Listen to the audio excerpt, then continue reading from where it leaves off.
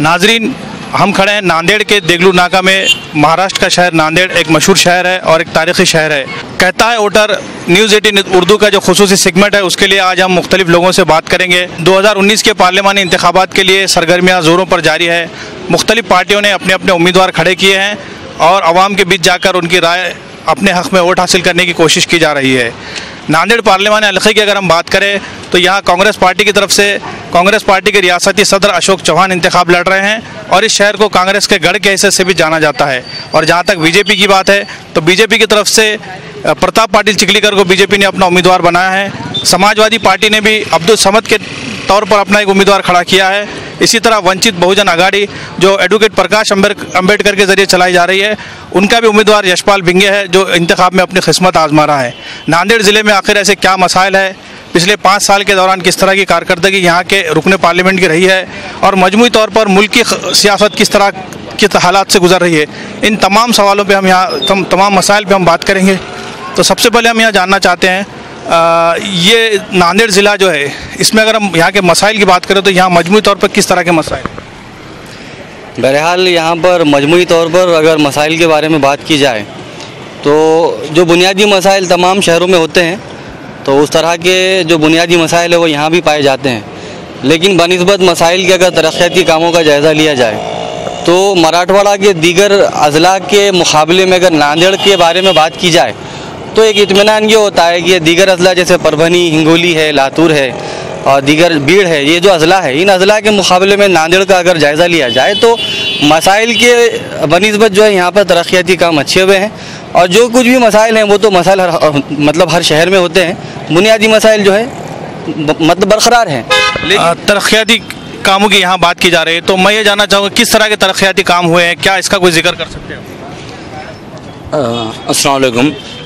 तरक्याती कामों के बारे में अब हमारे से बेहतर आप पब्लिक से अगर आप पूछेंगे तो आपको उसका जवाब मिल जाएगा। मोटे-मोटे काम अगर हम जानना चाहें तो क्या बोलना चाहते हैं, किस तरह के काम यहाँ पे सड़कों के किस तरह के? नहीं, बिल्कुल आप अगर पहले नांदेड़ को और आज के नांदेड़ को देखेंगे तो देगलू नाका एरिया जैसा ये आप जो मेन रोड पे ठहरे हैं ये रोड का और पूरे नांदेड़ शहर में ब्रिजेज रोड और बुनियादी मसले पानी के मसला जैसे दूसरे सिटियों में आते वैसा नांदेड़ में नहीं है।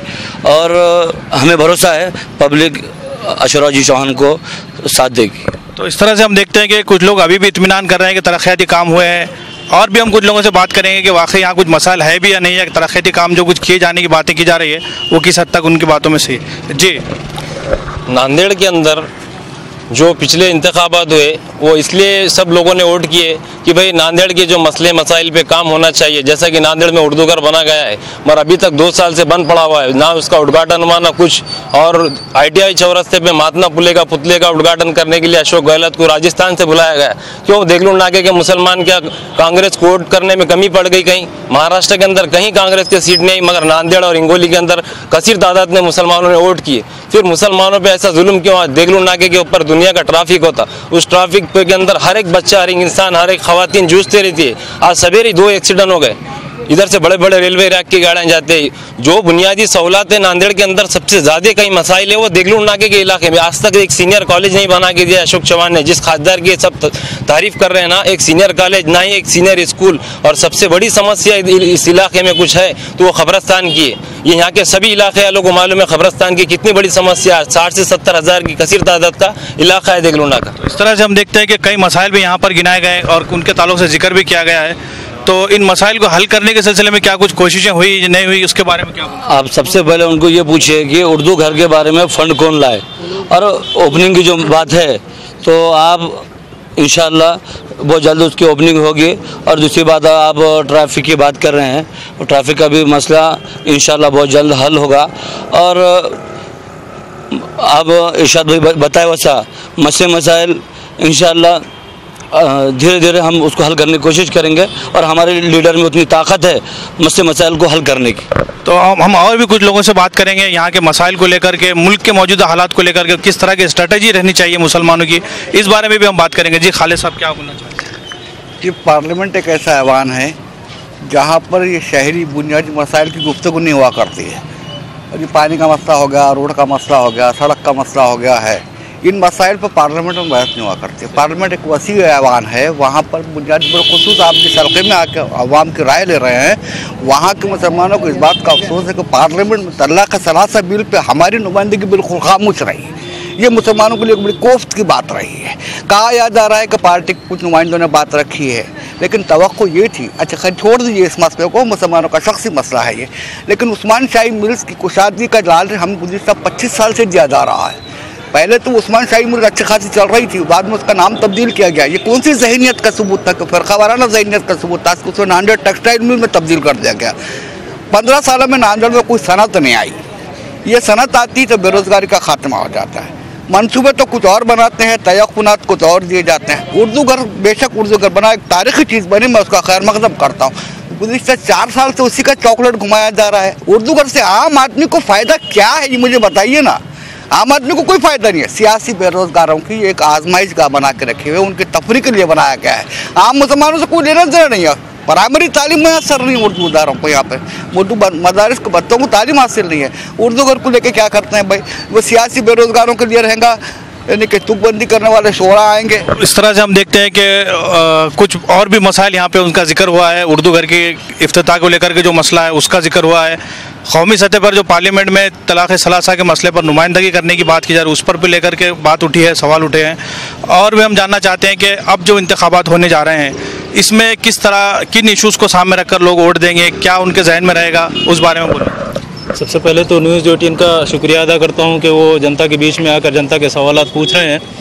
जैसा कि पिछले पार्लिमानी हल्के में मुंतखब हुए थे अशोक राव चौहान, उन्होंने जो वादे किए थे वो मैनिफेस्टो अगर सामने रखा जाएगा तो उसके बरखिलाफ़ में वो पूरे के पूरे फेल हुए हैं।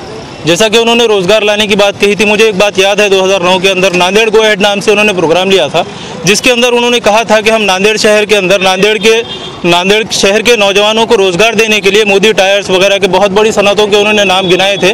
लेकिन नांदेड़ गो अहेड के बाद में बड़े बड़े हीरोओं को, कलाकारों को नांदेड़ में बुलाया गया था। उसके बाद वो नांदेड़ गो अहेड से आने वाली जो अभी तक की सनतें थी, कारखाने थे, इंडस्ट्रीज थे, वो अभी तक कहाँ पर पहुँची है, ये मेरा अशोक राव जी चौहान से सवाल है। अगर वाकई में वो मुसलमानों के, पिछड़ों के और दलित बस्तियों के बारे में बात करना चाहते हैं, उसकी तरक्की की तरफ देखना चाहते हैं, तो क्यों पिछले कई अरसों से अभी तक नांदेड़ के दलित नौजवानों को, मुस्लिम नौजवानों को रोज़गार के मसलों से अभी तक परेशान होना पड़ रहा है? जिस तरह से अभी बताया गया है कि एनटीसी मिल का इशू बताया गया, मैं ये पूछना चाहता हूँ कि कोई भी मसले, जिस तरह से महाराष्ट्र में रिजर्वेशन का एक मामला बहुत उरूज पर उठा था, मुसलमान और मराठा रिजर्वेशन के ऊपर बात चली थी, लाखों की तादाद में नांदेड़ का मुसलमान भी रास्ते पर उतरा था। लाखों की तादाद में नांदेड़ का मुसलमान जब रास्ते पर उतरा तो अशोक राव जी चौहान को जब स्पेशल सेशन में रिजर्वेशन के ऊपर बोलने का मौका मिला तो उन्होंने 3 मिनट के अंदर सिर्फ मराठा पर शुरू किया और मराठा पर ख़त्म कर दिया। क्यों अशोक चौहान को मुसलमानों ने कसीर तादाद में वोट देने के बाद भी मुसलमानों से दूरी बनाए रखने का अशोक चौहान जी ये खेल कब तक खेलने वाले? इस तरह से हम देखते हैं कि कहीं ना कहीं कांग्रेस के जो उम्मीदवार हैं उन पर भी सवाल उठ रहे हैं, उनकी कारकर्दगी को लेकर भी लोगों में अदम इत्मीनान की कुछ हद तक कैफियत पाई जाती है। हम मज़ीद जानना चाहते हैं, आप क्या बोलना चाहते हैं इस पूरे मसले? मैं पार्लिमानी इंतखाबात है और पार्लिमानी इंतखाबात जो है ये बहुत बड़े पैमाने पर पहली बार हिंदुस्तान में 2019 में होने जा रहे हैं, जिसमें फ़िरका वारियत अपनी उरूज पर है। अपोजिशन वाले फ़िरका वारियत की बात कर रहे हैं और फ़िरका वारियत के साथ जो है बिल्कुल सही है ना, एक ही तरफ बात चल रही। और दूसरी बात जो है, हमारे जो राहुल गांधी है, इन्होंने जो वादा किया है 72,000 का, अगर ये होता है और 65 ईयर्स की एज वालों के लिए होता है तो इंशाल्लाह हम अशोक राव का क्या पूरे हिंदुस्तान में कांग्रेस का साथ देंगे, सारे मुसलमान साथ देंगे। लेकिन शर्त है ये होना, खाली ढकोसले या बहाने नहीं चलना। क्यों तो इससे पहले डीपी सावंत को लाए थे, लाने के बाद गलियाँ आज तक साफ नहीं हुई और आज तक आई भी नहीं उन्होंने। इसका ज़रा ख्याल रखना। और उसके बाद जो है खुल्लम खुल्ला अक़लियत मत बोलो, मुसलमान हमारे साथ है बोलो। हम मौजूद हैं महाराष्ट्र के शहर नांदेड़ में और यहाँ मुख्तलिफ लोगों से बात कर रहे हैं पार्लिमानी इंतखाबात को लेकर, उनके जहनों में क्या कुछ बातें हैं, क्या कुछ सवालात हैं और इस बार जो वोट डालने जा रहे हैं, इस बार अपनी राय दही का जो इस्तेमाल करने जा रहे हैं वो किन मौज़ूआत को लेकर, किन इशूज़ को लेकर कर रहे हैं। और नांदेड़ के ज़िले की अगर हम मजमूई तौर पर बात करें तो यहाँ के क्या कुछ मसाइल है। तो आइए हम जानते हैं यहाँ की तालीमी सूरत हाल, यहाँ की समाजी सूरत हाल, इसके बारे में कुछ और लोगों से बात करते हैं। जी, जहाँ तक नांदेड़ की तालीमी सूरत हाल का मामला है तो ये जानने में हमें बड़ा एजाज़ होगा कि नांदेड़ में फ़िलहाल एक तालीमी एक एजुकेशनल हब नांदेड़ बन चुका है। मराठवाड़े में ख़ास तौर पर औरंगाबाद के बाद अगर देखा जाए तो नांदेड़ का नाम जो है सामने आता है। और समाजी सूरत हाल भी यहाँ पे इतनी पुरअमन है कि तमाम तबक़ा तमाम मज़ाहिब के लोग आसानी के साथ आज़ादी के साथ अपने समाजी मजहबी कामों को अंजाम देते हैं। पहले नांदेड़ को जो एक सेंसिटिव ज़िला माना जाता था, लेकिन अल्हम्दुलिल्लाह पिछले 10-15 सालों से हमने देखा, जब से हमने शऊर संभाला है, देखा कि नांदेड़ में फसादात जो है बिल्कुल ख़त्म हो चुके हैं। और जो समाजी तनाव था वो भी बहुत ज़्यादा जो है अच्छा मिलजुल कर लोग रह रहे हैं, मिलजुल कर यहाँ पे ज़िंदगी बसर कर रहे हैं। लेकिन बीजेपी के मैनिफेस्टो पर अगर बात की जाए, चूँकि इंतखाबात पार्लिमानी है तो मरकज़ की बात होनी चाहिए। जो मैनिफेस्टो बीजेपी ने रिलीज़ किया है उसमें साफ तौर पर ये नज़र आ रहा है कि बीजेपी इस मुल्क को जो है 2022 तक जो है कि हिंदू राष्ट्र बनाने की तैयारी में है। तो बहरहाल हिंदुस्तान एक गैर मजहबी डेमोक्रेटिक फेडरल कंट्री है, एक सोशलिस्ट कंट्री है, जहाँ पे आप किसी भी एक गैर मजहबी मुल्क को जो है किसी भी मज़हब के हवाले नहीं कर सकते हैं। सेकुलरिज्म का मतलब यही है कि किसी रियासत का कोई मज़हब ना हो, कोई सरकारी मज़हब ना हो।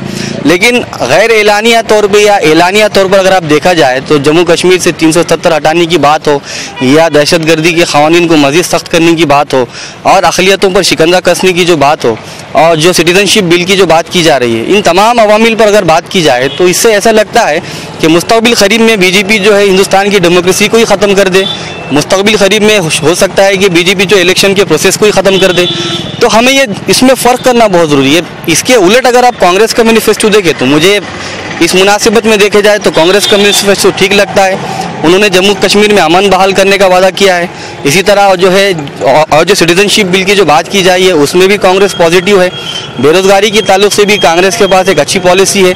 अगर आप पिछले 5 सालों का जायज़ा लिए अगर मोदी सरकार का, बीजेपी सरकार का, तो आपने देखा होगा कि हज़ारों लाखों रोज़गार कम हुए हैं, नए रोज़गार कोई नहीं बढ़े हैं। जीडीपी में गिरावट आई है इस मुल्क की, बहुत ज़्यादा गिरावट, मुल्क की इकानमी जो है बहुत ज़्यादा बदतर बदहाल हो चुकी है। तो इस तरह से हम देखते हैं कि मुल्क के मजमूई तौर पर जो कौमी सूरत हाल है उस पर भी यहाँ बहुत से लोगों ने बात रखी। एक मसला जो यहाँ पर आमतौर पर अखबारात में भी जिसका जिक्र होता है या यहाँ की महफिलों में भी जो जिक्र होता है, मुस्लिम क़यादत का आमतौर पर ये इल्ज़ाम लगाया जाता है यहाँ की लीडरशिप पे कि क़यादत उभरने नहीं दी जाती, दबाई जाती है। इस बारे में भी हम लोगों से पूछते हैं कि क्या वाकई इस तरह का कोई यहाँ पर मसला है? रही बात मुस्लिम क़यादत की, नांदेड़ से मुस्लिम क़यादत की जब बात आती है तो कांग्रेस कहती है कि हमने 1979 के अंदर अब्दुल करीम साहब को आमदार का टिकट दिया था, लेकिन वो क्या हुआ, गिर गए। तो मैं कांग्रेस से पूछना चाहता हूँ, क्या मुसलमान गिरने के बाद 70 साल तक इंतज़ार करेगा? हमारी वोटों के ऊपर आप पार्लियामेंट में पहुंचते हैं और हमारी ही आवाज़ को आप बुलंद नहीं करते हैं। चाहे मुस्लिम आरक्षण का मसला हो या चाहे ट्रिपल तलाक का मसला हो, आप एक आवाज़ बुलंद नहीं करते और हमारी वोटों पर आप चुनकर पार्लियामेंट के अंदर जाते हैं। रही बुनियादी मसाइल की बात, अभी जिक्र हुआ कि बुनियादी मसाइल हमारे पास नांदेड़ में बहुत अच्छे हैं। मैं कुछ नहीं कहता, आप इधर का सर्वे करेंगे अगर हमारे इलाकों का तो वहाँ पर चलने के लिए रोड नहीं है। गुरुता गद्दी का 33 कोटी जो बजट आया था तो वो लगा कहाँ, मेरा ये सवाल है। और अभी 72,000 की जो बात हुई तो कुछ नहीं, कांग्रेस अपनी चाल चल रही है। जैसा बीजेपी ने कहा था कि हम 15 लाख अकाउंट में डालेंगे, इसीलिए जनधन अकाउंट खोलने लगाए, तो राहुल गांधी भी यही बात कर रहे हैं कि 72,000 डालेंगे। तो मेरा सवाल है क्या वही अकाउंट में आएंगे या नया अकाउंट खोलना पड़ेगा हमको? तो इस तरह से देखिए और भी कुछ सवाल लोगों ने खड़े किए, कुछ बोलना चाहते हैं? अशोक राव चौहान साहब का यहाँ पर विकास के लिए बहुत काम करते हैं और एक उनकी स्कीम जो है डायलिसिस के लिए जो नांदेड़ में किया है आपने बिल्कुल फ्री में, जिससे बहुत सारी परेशानियाँ लोगों की दूर हुई है। और ये आप पीछे हॉस्पिटल देख सकते हैं, ये हॉस्पिटल भी साहब के उसमें आया है और साहब को वो विकास के लिए जाना जाता है और वो विकास पे ही काम करते हैं। आप कुछ बोलना चाहते हैं पूरे वहाँ पे किस तरह आप वोट डालने जा रहे हैं, क्या कुछ मसाइल आप सामने रख के किस तरह? नहीं, अल्हम्दुलिल्लाह यहाँ पे तो बहुत अच्छा विकास का काम हुआ है हर चीज़ के लिए। यहाँ नालियाँ रोड़ा सब हर चीज़ अच्छी है और यहाँ पुल भी बने वाले, जो बाहर जाने के लिए तबड़ा पुल बने वाला है मुस्लिम एरिया में। और अल्हम्दुलिल्लाह यहाँ विकास का काम है और अशोक चौहान साहब यहाँ पे लीड के देते रहेंगे। तो इस तरह से हम देखते हैं कि कुछ लोगों का कहना है कि कुछ अभी काम बाकी है, कुछ लोगों का कहना है कि कुछ बहुत से काम हुए हैं। और अब मज़ीद इस सिलसिले में हम और कुछ लोगों से बात करते हैं, क्या बोलना चाहते हैं? यहाँ पर जो कहा जा रहा है कि अशोक राव चौहान खाली विकास के लिए जाने जाते हैं, लेकिन ये गलत बात है कि वो दोनों कोई विकास नहीं करते। जिसका सीधा उदाहरण है कि जो गुरुता गद्दी में जैसा भाई ने कहा था कि बजट आया था, जिसमें आप जाके देखिए इस्लामपुरे में क्या विकास हुआ। आज भी नाली लबालब भरी हुई है। मिल्लत नगर में कल की डेट में आप देखिए नई रोड बना ली है, ड्रेनेज लाइन बना ली है, पानी फूट कर लोगों पर चलने नहीं आ रहा रास्ते पर। उस तरह की है। वो रज़ाक भाई की गली में जो फेसबुक पे अभी कल ही आया था, मैंने कल ही देखा हूँ, तो विकास कुछ नहीं हुआ है।